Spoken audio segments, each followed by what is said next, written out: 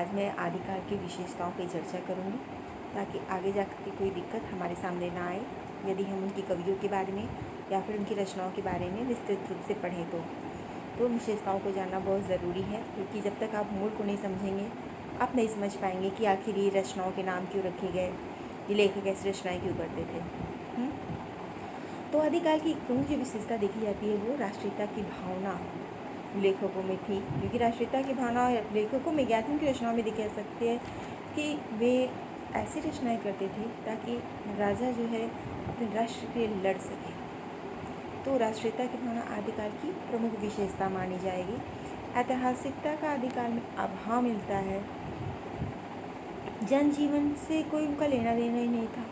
जो भी बातें वो लिखते थे सब राजाओं के लिए, जनजीवन से उनका मतलब ही नहीं था। आज की रचनाएं आधुनिक काल की जो रचनाएं वो तो मान लीजिए जनजीवन से रिलेटेड हैं, पर आदिकाल की रचनाओं को हम इसके अंतर्गत नहीं रखें कि उन्होंने जनजीवन का कोई भी वर्णन किया हो। डिंगल भाषा का प्रयोग करते थे, मतलब कैसे डिंगल भाषा प्रेरक भाषा है जो आगे हम चर्चा करेंगे। प्रकृति का चित्रण किया जाता है उद्दीपन के रूप में, ताकि ऐसा प्रकृति का चित्रण करते थे कि जहाँ राजा उद्दीप्त हो सके।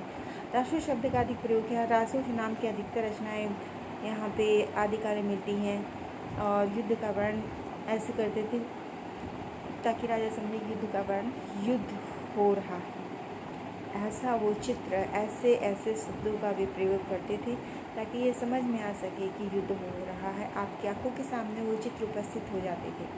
प्रामाणिकता में संकोच है, इसलिए आप देखिएगा जब आगे आदिकाल पर मैं चर्चा करूँगी आप उसके बारे में अधिक जान पाएंगे।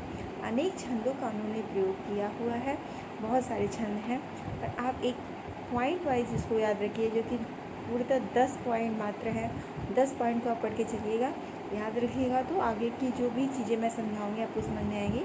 वीर रस श्रृंगार का वर्णन, आदिकाल में वीरता तो सबसे प्रमुख थी, राजाओं की वीरता का वर्णन ही किया जाता था, श्रृंगार रस का वर्णन, तो ये भी सबसे प्रमुख है। तो अगर पॉइंट वाइज अगर देखा जाए तो रासो शब्दों का प्रयोग, प्रकृति का चित्रण, युद्ध का वर्णन, वीर रस का प्रयोग, राष्ट्रीयता की भावना, ऐतिहासिकता का भाव, हर एक पॉइंट इम्पॉर्टेंट है।